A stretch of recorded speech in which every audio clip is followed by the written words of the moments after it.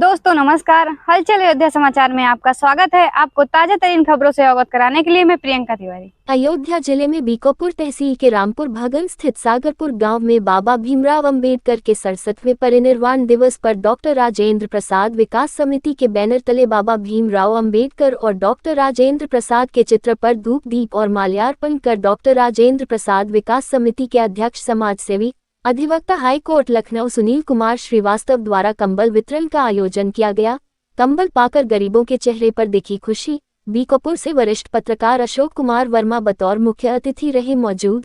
अपने संबोधन में अशोक कुमार वर्मा द्वारा बाबा साहब के बारे में जानकारी देते हुए बताया कि अंबेडकर का जन्म 14 अप्रैल 1891 को मध्य प्रदेश के छोटे से गांव महू में हुआ था और 6 दिसंबर 1956 को उन्होंने अंतिम सांस ली थी। उनका परिवार मराठी था और मूल रूप से महाराष्ट्र के रत्नागिरी जिले के आंबदवे गांव में रहा था। उनके पिता का नाम रामजी मालजी सकपाल और माता का नाम भीमाबाई था। वे अपने माता पिता की 14वीं संतान थे। बाबा साहब का जन्म महार जाति में हुआ था, जिसे लोग अछूत और निचली जाति मानते थे। अपनी जाति के कारण उन्हें सामाजिक दुराव का सामना करना पड़ा। प्रतिभाशाली होने के बावजूद स्कूल में उनको अस्पृश्यता के कारण अनेक कठिनाइयों का सामना करना पड़ा था। इसके बावजूद उन्होंने हार नहीं मानी। समाजसेवी और अधिवक्ता सुनील कुमार श्रीवास्तव द्वारा डॉक्टर राजेंद्र प्रसाद विकास समिति के अंतर्गत किए गए कार्यों के बारे में चर्चा किया। सागरपुर की इस पवित्र धरती पर जो रामपुर भगल बाजार के बगल में ये गांव है, यहाँ पर हम लोग मना रहे हैं और इस उनके मिशन को, जो उनका सिद्धांत था, उसके चलते हुए हम अपने गरीब माताओं बहनों भाइयों को इस कड़कड़ाती ठंड में हम ठंड से बचाव के लिए कमल का वितरण आज हमने बाबा साहब के महापरिनिर्वाण दिवस पर किए।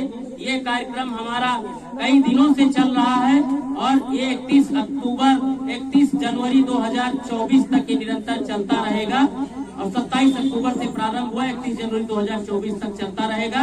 और बाबा साहब का जो असली मिशन था, डॉक्टर राजेंद्र प्रसाद जी का जो असली मिशन था कि हम छुआछूत, ऊंच नीच, भेदभाव इनको दूर करके सामाजिक बुराइयों को हटाकर हम अपने गरीब को और जो हमारे पिछड़े कमजोर लोग हैं उनको भी हम बराबर लेके आए, उनके साथ खड़े रहें, उनके सिद्धांतों पर चलते रहें। यही मेरा मिशन है और इसी के साथ हमने सागरपुर में आज यहाँ त्रिभुवन भैया जी के यहाँ कमल वितरण किया।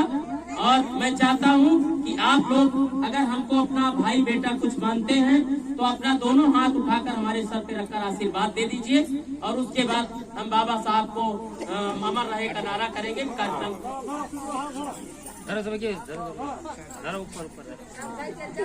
फोटो ले लीजिए। आज आपने सागरपुर गांव में कमल वितरण किया है बाबा भीमराव अंबेडकर निर्वाण दिवस पर, क्या कहना चाहते हैं? बाबा साहब के महापरिनिर्वाण दिवस पर हमने सागरपुर में आज ये लगभग शायद 7वें-8वें बार कमल वितरण का कार्य किया है। पिछले वर्ष भी हमने बाबा साहब के महापरिनिर्वाण दिवस 6 दिसंबर को इसी जगह पे कमल वितरण का कार्यक्रम किया था, क्योंकि बाबा साहब का जो सिद्धांत था कि हमारे जो गरीब शोषित पिछड़े लोग हैं उनको समानता पर लाएं। उनके लिए लड़ाई जो बाबा साहब ने लड़ी, वही लड़ाई हम चाहते हैं कि गरीबों के लिए हम लड़ रहे हैं। हमारे उनका जो मिशन था कि हम गरीबों के साथ खड़े रहें, गरीबों के जो हमारे निचले तबके पिछड़े दबे कुचले लोग हैं वो भी शिक्षित हों, पढ़ के देश में कुछ तरक्की करें, उन्नति करें, समाज के साथ खड़े रहें। और उसी मिशन पे हम अपने यहाँ ठंड से किसी गरीबों की मौत ना हो, उसी सिलसिले में हम कमल वितरण का कार्यक्रम आज यहाँ किए। यह कमल वितरण का कार्यक्रम 27 अक्टूबर से शुरू हुआ है, जो 31 जनवरी 2024 तक चलेगा। राजेंद्र विकास समिति पूरा बोल दिया।